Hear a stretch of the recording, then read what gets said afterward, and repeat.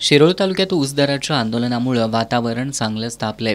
स्वाभिमानी शेतकरी संघटनेनं ऊस दर जाहीर न करता गळीत हंगाम सुरू केलेल्या खासगी तसंच सहकारी साखर कारखान्यांविरोधात रस्त्यावर उतरून आंदोलन सुरू केलंय। आमदार राजेंद्र पाटील यड्रावकर यांच्या खासगी कारखान्यानं ऊस दर जाहीर न करता गळीत हंगाम सुरू केल्यानं शेतकऱ्यांमधून संताप व्यक्त होतोय।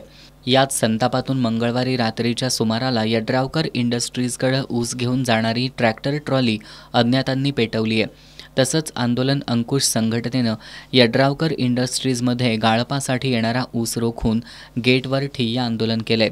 स्वाभिमानी शेतकरी संघटनेनं ऊस परिषदेत गेल्या वर्षीच्या ऊसाचा 200 रुपयांचा अंतिम हप्ता आणि यंदाच्या ऊसासाठी 3751 रुपयांची विना कपात पहिली उचल मिळावी अशी मागणी केली आहे। तर आंदोलन अंकुश संघटनेनं मागील वर्षी गाळप झालेल्या ऊसाचा प्रतिटन 200 रुपये अंतिम हप्ता आणि यंदाच्या ऊसासाठी 4000 रुपये दर मिळावा अशी मागणी केली आहे। या दोन्ही संघटनांनी कारखान्यांना निवेदन सादर करत अपेक्षित ऊस दर जाहीर केल्याशिवाय कारखाने सुरू करू नयेत अशी निवेदनं दिली आहेत।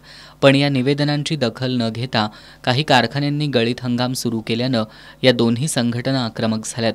काल मंगळवारी रात्री यड्रावकर इंडस्ट्रीजकडे जाणाऱ्या ऊसाचं वाहन पेटवल्यामुळं आंदोलन चिघळण्याची चिन्ह निर्माण झाली आहेत। या पार्श्वभूमीवर राज्य सरकार तसंच जिल्हा प्रशासनानं पुढाकार घेत ऊस दराची कोंडी फोडून शेतकऱ्यांचं नुकसान टाळावं अशी मागणी होऊ लागली आहे।